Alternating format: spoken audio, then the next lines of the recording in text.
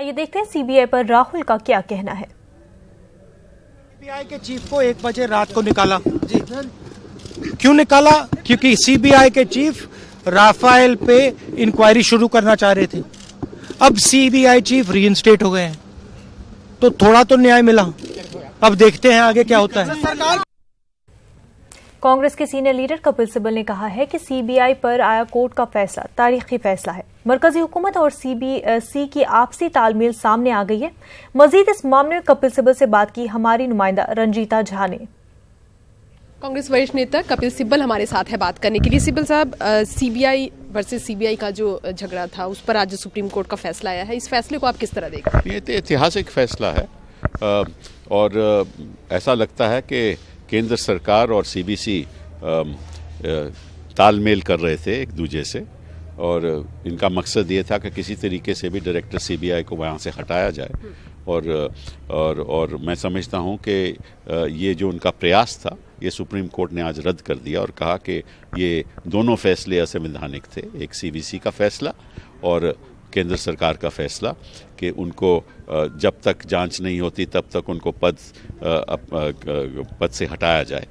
तो ये supreme court ने कहा कि बिना कमेटी की अनुमति से ये नहीं हो सकता था और जब तक कमेटी नहीं बैठती, और क्योंकि ये फैसला बिना कमेटी के लिया गया इसीलिए ये असंवैधानिक था। लेकिन इसके पीछे मैं समझता हूँ केंद्र सरकार का एक षड्यंत्र था, एक सोच थी कि किसी तरीके से आलोक वर्मा को काम नहीं करने देना चाहिए और वो जो उनका फैसला था वो सुप्रीम कोर्ट ने रद्द कर दिया। और इसलिए मैं समझता हूँ कि केंद्र सरकार को सोच के और समझ के ऐसे फैसले लेने चाहिए, क्योंकि केंद्र सरकार अपना नाम भी खराब करती है और जिस पद में एक पद की एक गरिमा है उस पद पे भी एक आक्रमण करती है जो सही नहीं है। क्योंकि ख़ास तौर पे जो सीबीआई डायरेक्टर है उसको निष्पक्ष तरीके से काम करने की अनुमति होनी चाहिए और इन्होंने ये चाहा था कि वो काम करने की बाधा डाल के ताकि वो आगे कोई काम नहीं कर सके। इनका मकसद क्या था ये मैं नहीं जानता। लेकिन अरुण जेटली तो ये कह रहे हैं कि सीवीसी ने जो रिकमेंडेशन दिया था उस आधार पर सरकार ने कार्रवाई की थी इस पूरे मामले में। ऐसा लगता है कि अरुण जेटली खुद नहीं जानते कि उनके वकील ने वहाँ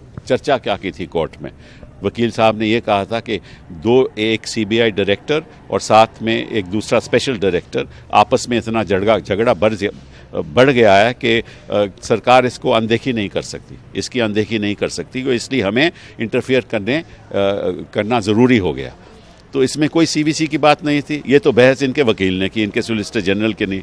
और आज वित्त मंत्री जी कुछ और कह रहे हैं। मुझे ऐसा लगता है कि अपने बचाव में लगे हुए हैं, जो हमेशा ऐसे ही करते हैं।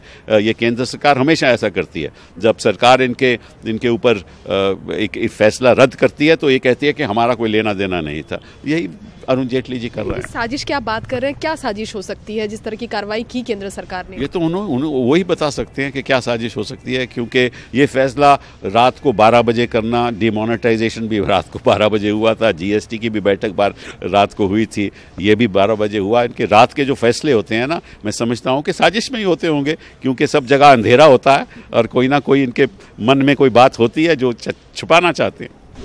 तो कपिल सिब्बल जी का साफ कहना है कि रात को जो फैसले लेती है ये सरकार, वो फैसले कहीं ना कहीं साजिश से प्रेरित रहते हैं। कैमरा पर्सन जगदीश गौतम के साथ रंजीता झा, न्यूज़ 18 नेटवर्क। लोकसभा इंतखाब से पहले बड़ा कदम उठाते हुए मरकजी काबीना ने पार्लियामेंट में शहरी तरमीमी बिल पेश कर दिया है। इस बिल की रूह से पड़ोसी ममालिक बांग्लादेश, पाकिस्तान और अफगानिस्तान से तरके वतन करके हिंदुस्तान आने वाले हिंदुओं को शहरियत देने की तजवीज है। राजनाथ सिंह ने कहा कि हम अक़लियतों को शहरियत दिलाना चाहते हैं। वेल रीजन और वेल रिसर्च रिपोर्ट तैयार करके यह ज्वाइंट पार्लियामेंट्री कमेटी ने यहाँ इस सदन को टेबल किया है और उन्होंने संशोधन विधेयक 2016 में कुछ परिवर्तन भी किए। मुझे पूरा विश्वास है कि संशोधित विधेयक से 3 पड़ोसी देशों के 6 आइडेंटिफाइड जो माइनॉरिटी कम्युनिटीज के इलिजिबल जो माइग्रेंट्स हैं को इंडियन सिटीजनशिप प्राप्त करने में जो अब तक बाधाएं आ रही थीं, उन बाधाओं को दूर करने का एक उपाय ढूंढ लिया गया है। अध्यक्ष महोदया, इस बिल का मुख्य उद्देश्य है कि हमारे 3 पड़ोसी देशों के 6 माइनॉरिटी कम्युनिटीज के माइग्रेंट्स की संकटपूर्ण परिस्थितियों से निवारण करना। मरकजी काबीना ने शहरी तरमीमी बिल को मंजूरी दे दी है। उधर इस बिल पर जेपीसी की हतमी रिपोर्ट पर कांग्रेस, तृणमूल कांग्रेस, सीपीएम और एसपी ने नाराजगी का इजहार किया है। वहीं बिल को लेकर यूडीएफ ने भी अपना एहतजाज दर्ज कराया।